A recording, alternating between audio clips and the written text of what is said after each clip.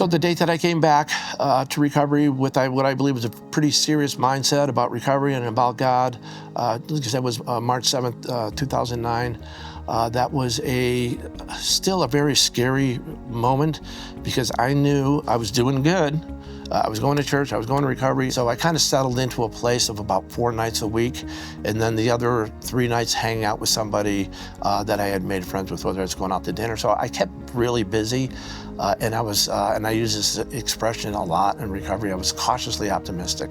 I felt like I have God in my life. I do. That doesn't mean I'm not going to fall. The consequences for my life were piling up super heavy. My house went into foreclosure, my vehicles were repossessed. Just looking to my future, like, where am I gonna live? I'm losing my house, where am I gonna go? I don't have a vehicle. So it was a wonderful time of relationship with God, because I was learning to trust Him. I heard all kinds of stories about trusting God. It was like, yeah, okay, cool, it sounds easy for you, but I really have a mess going on. Can I trust God with this? And I did, and God pulled through for me. I felt better than I had ever felt. So I knew if I stayed on my game, if I kept continuing, I kept building a relationship, and then I started taking classes. And around 2010, my leader of my class told me that I need to go back to the East Coast and make some amends with people in my family. Because through all this, over the last 25 years of being away from people in Connecticut, my relationship with my family was completely gone. My next journey was to go back home and meet with my mom and my brothers. Mostly my mom was the big one, and us to talk out what happened 35 years earlier. Like, why did she abandon us and what happened? So I was able to do that, and that was, we stayed up all night in Maine, talking and crying, and I walked away with a sense of, I understood why she did it. I didn't like it, but at least I understood the story. I never knew the story. And was our relationship perfect after that? No, it never did get perfect, but it got good enough. It got good enough till she died a few years after that, and I was with her when she died, and it was a good relationship. It wasn't a great relationship, but it was a relationship nonetheless. And I'm so thankful that that leader in my class insisted. He didn't say I should. He said, you need to go back there. I said, well, I can call. He goes, you can't call. You need to go back and talk to your mom in person. I'm like, I don't have the money. Figure it out. So that was a pretty healthy trip.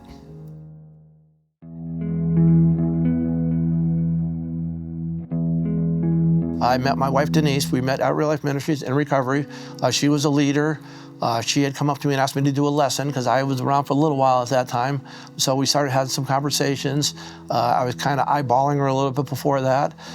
So we met right here. We dated for about 2 years. And Pat Lassard is like, hey, what's up? You guys gonna get married? I'm like, me? So afraid of commitment. I'm like, man, I don't think I'm there.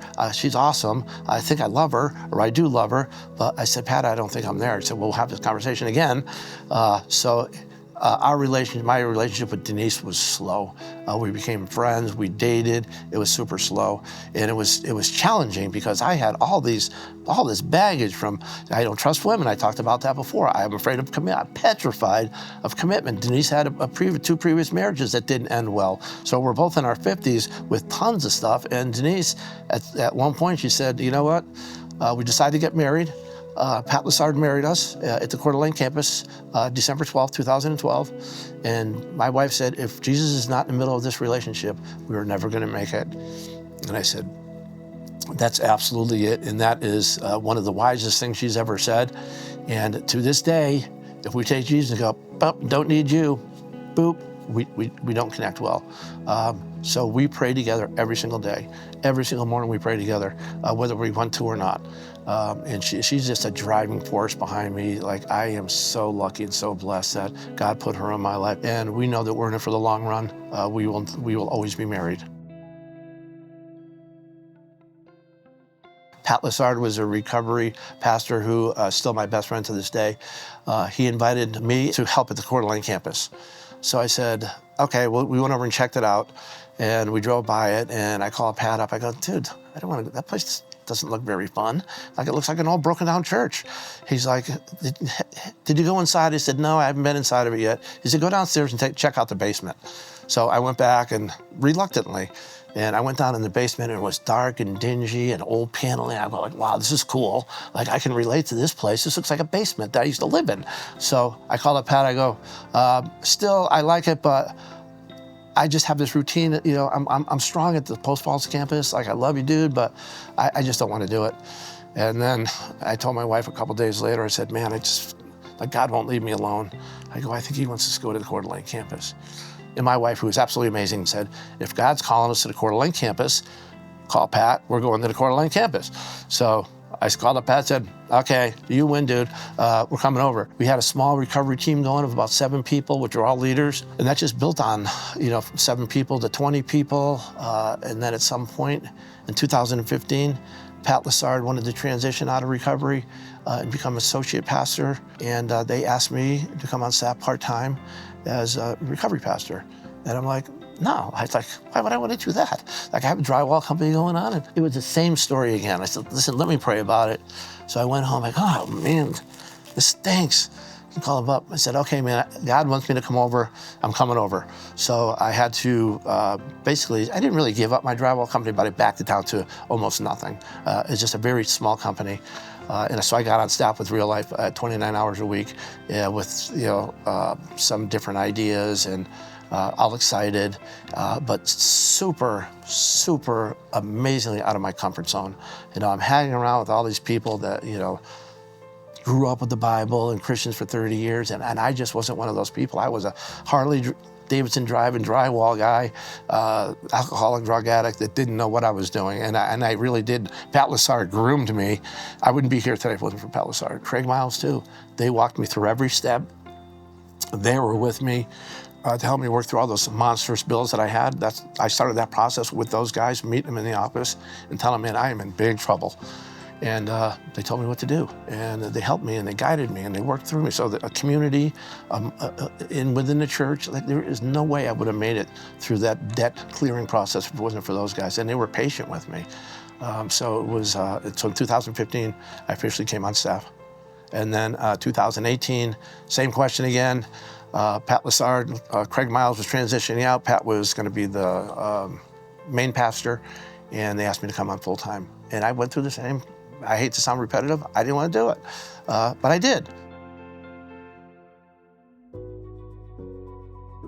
So in about 2017, a little bit of a guess there, I went to Pat Lessard and said, well, do you think there's any chance that Real Life would be willing to open up a halfway house? And he said, that's a possibility. He said, I'm telling you, first thing you have to do is get the blessing from the city. After a year, they gave me the approval with certain conditions that we can do it. The next step was to get Real Life on board with it. That was a little bit of a task. It became very, although they were 100% behind it, they were trying to figure out the logistics of it, the liability of it, all the stuff that goes with it. So I approached Pat Lessard one day. I said, hey, listen, what would you think if I just went and opened up the halfway house on my own, and I'll just run it and make it happen? He said, yeah, let me talk to a couple guys. So he called me back and he talked to Craig. He goes, yeah, if you want to do it on your own, and you know, I used Real Life Ministries as a tool, that's great. So we started out with one house over by Costco that holds 8 people. We were having amazing things happening. Guys were coming right from prison, changing their life, expecting Jesus. Issues along the way, yep, relapses along the way, absolutely. Points where I could come home and tell my wife one of 2 things. 1, you know what, I'm just gonna burn the place down, I'm done with it. Or 2, God is doing amazing things, this is so cool. So we had another opportunity a couple years after that to open up even a bigger house that we were able to attain from actually one of our elders, Michael Arnold, Mike and his wife Linda, which it seemed like an impossibility, a fourplex on 7th Street with real estate, costs, this, that. 7 months after meeting with Mike, I sat down with my wife and said, hey, listen, we're 65 years old. This has now become a reality. It is going to break us financially. Well, it's gonna make our life uncomfortable. well, that's a good thing. Being uncomfortable is a good thing. I said, but we don't have to do this. We already have one house. Guys, God's changing their lives. Super grateful. I said, we don't have to do this. And then my wife, Denise, as she always does, she goes, well, do you think God's in it? I said, I absolutely think God's in it. She goes, then let's buy it. So Mike said the same thing. He said, I think God's in it. I said, okay, so we're going from a house over by Costco to a fourplex that could potentially hold 25 people. After a year, the place is full. It is absolutely full. It's always full. Guys are changing their lives. God is changing their lives. And all of them are connected into real life in many ways. And the amazing part is, moving into the house, it is not a requirement to believe in God. I've had guys like, I'm an atheist. Can I move in? This is a true story. Yeah, you can move in. I said, you're still going to go to church. I said, well, I'll go to church, but good luck. You're not going to change me. I said, I don't plan on changing anybody, brother. Like, you go to church. If God does something, that's cool. I'm not going to change anything. So we've had multiple guys come into that house that were non-believers that end up getting baptized. But both houses we got were only because the two people from real life had the heart to go, I see you want to do this. You can't, but if we all get together, we can do it. So that's what I love about the houses, is it is a whole community of people that made that happen. It wasn't Dave. Maybe I came up with the idea. That's it. From there, it was just boom, boom, boom, boom, boom. In real life, too, is, a lot of guys that come out of jail, they go to the thrift store, they get all the clothes they want. Real life helps them with their first month's rent. So real life has been an unbelievable tool in supporting those halfway houses. Unbelievable. The guys that live there, that's their home. And when the new guy comes in, they love on him. They'll cook for him. They also tell him, dude, don't mess up. Like, don't put our house in jeopardy. Don't make us do things that we don't want to do. If you need help, we're here to help you, but you're not going to make this house unsafe. They tell them flat out, and they're serious. They love it there. We actually have more of a problem now to get guys to leave. They want to stay, but at some point, they have to transition out, and that's heartbreaking too.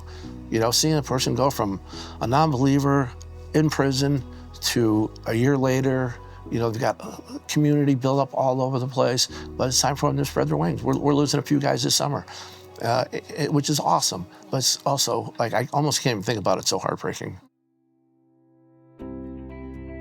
I just want to talk about my buddy, my friend of, over 15 years. I met him when I first came to Real Life Ministries around 2009 or 2010, and he's been from this journey from the very beginning. He's seen it go from 0 people to 30, 31 people right now, and we're still getting 2 or 3 applications every single day. So Pat, I love you, brother. You're the man. It would have never happened if it wasn't for you, and of course Jesus. Absolutely. Yeah.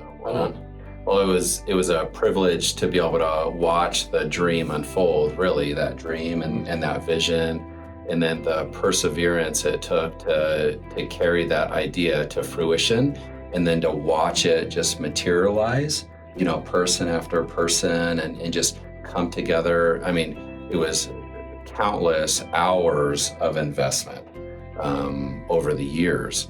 And it is beautiful to see God's hand and God's fingerprint in the fruit that is evident of Him and His work. And so I'm super proud of you, dude. It's been awesome to watch. So cool. Okay, another person, my wife Denise, who has been instrumental in this journey, right along with Pat, from the very, very beginning.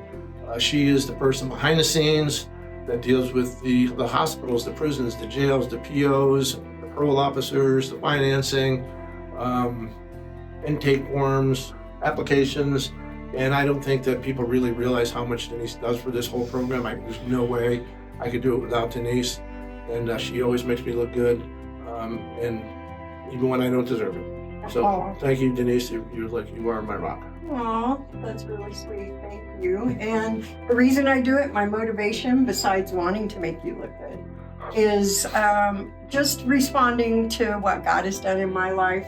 I'm a recovering alcoholic myself, and so it's just kind of second nature. I understand the struggles that people are going through, and I understand the absolute brokenness and shame, and I also know the beauty that God brings out of that. And so being able to be a part of that, even though there's times that it's really hard, but how many guys have you baptized, Dave? I mean, there you go. 67. Yeah. And how many guys have told us that they never would have met Jesus if it weren't for you? I mean, that's amazing. That's why I do it. That's it. You're good. I'm a very grateful person. I would have ended up in one of three places, dead. I guarantee you I'd be dead right now. Number two, or in prison. Or number three, I'd still be drinking. So, I mean, I owe it all to God. You know, God kind of scooped me up, and he tried scooping me up for years, and I would take him, I surrendered. Once I absolutely surrendered to him, everything changes. And I surrender, for me, I have to surrender every day. I didn't just surrender once in 1980, I have to surrender every single day, and if I don't, I can see the old me coming back. The critical Dave, the insensitive Dave, the selfish Dave, that stuff is still there. I just know how to control it. So God led me, he just saved me from spiritual death. And because I'm still alive and still, the most important thing out of all of it now is I have a relationship with God, and I love God. All the other stuff is cool, but God is the main thing. And I just want other people to experience, what I experienced, and a lot of them are. Got out of prison the last time in 2022, went right back to using drugs, was homeless, living in my car, went to jail for 3 months, and didn't have anywhere to live to get out. Thought I was going back to prison, and then somebody gave me the number for the way home, and that was the best thing that's ever happened to me. I have 19 months clean now. I'm a greeter at the church. I'm a leader of recovery, a manager at the house. I try to help all the guys as much as I can and give them rides to recovery or groups or wherever they need to go. Yeah, the way home is just the best thing that's ever happened for me. At my lowest, I just got out of jail. I had nowhere to go. I had no home. I was running out of money. And somebody mentioned about a place that might be able to help me. And it was almost like a beacon of light that found me at that time. It took me in, and it gave me brotherhood and family. Coming in there, my first day, I was almost not accepted in. And as soon as I was, it was just an overwhelming, just felt like I belonged. It was a group of people that were there that just took me in with open arms. They loved on me, and they showed me what it was like to be Christ-like and to be successful in recovery. Before then, I had 9 years of doing drugs, and I was looking at almost 30 years of jail time. And until I went to the house, I had no hope. So after I started going there, they brought me to real life. Real life, it opened up my eyes and opened up my heart, helped me find Jesus, and showed me what fellowship was like. And from there, I would learn skills to be Christ-like, to grow with brotherhood, and to use those skills then to further other people's life, to be that person that I needed at the time to help people become who Jesus meant them to be. My life before recovery and Jesus was a nightmare. Opiate addict, drug addict for over 15 years. Went from pills to needles, and then ended up having 2 heart surgeries, 2 valve replacements. I was in the hospital for over 8 months. I died 5 times while I was in there, and that still didn't take. I was clean for a little bit, ended up relapsing, and then ended up living in my car. And I knew I was gonna die, basically. And then I ended up getting arrested, and I've never felt such relief in my life at that time. And I knew something needed to change. I remember sitting in jail and just knowing I needed to accept Jesus into my life. And I finally did, and I could have bailed myself out, but instead I decided to sit in there because I had nowhere to go, and I knew if I got out, I would just go right back at it. So I sat in there until the way home accepted me into their house, and my life's never been the same. just going into the house for the first time was like such a relief. Meeting all the guys in there, I've never had people like that in my life before. I consider them family now, and they raised me up to be a manager in the house, and now I just like to serve, and hopefully I can help other guys get to where I'm at. And now I'm sober over a year now. It was about 38 that I wound up going to prison and having my life fall apart. When that happened, I found a couple brothers in prison that just pointed me towards Christ and led me towards the way home where I'm at now. All I was doing before was using drugs to numb the pain or deal with issues or have fun, anything. That's all it was about. Since coming in the house and coming to real life, I have just experienced such love and accepted Christ into my life, and I absolutely love the ministry from both the way home and the real life. They've changed my life in so many different ways, allowed me to repair the relationship with my family that was broken. The way home ministry is taking that valuable opportunity to bring people to Christ, and it's just such an amazing time for a lot of these guys. They've never stepped in church their whole life, and the fact that we can get these guys here is such a blessing, and it does so much in so many other lives. So I would like to just continue doing this. I don't know where God will take me in the future. I just leave it up to Him and don't worry about tomorrow, but I am very happy to be where I'm at right now, helping all the guys that do come through this house.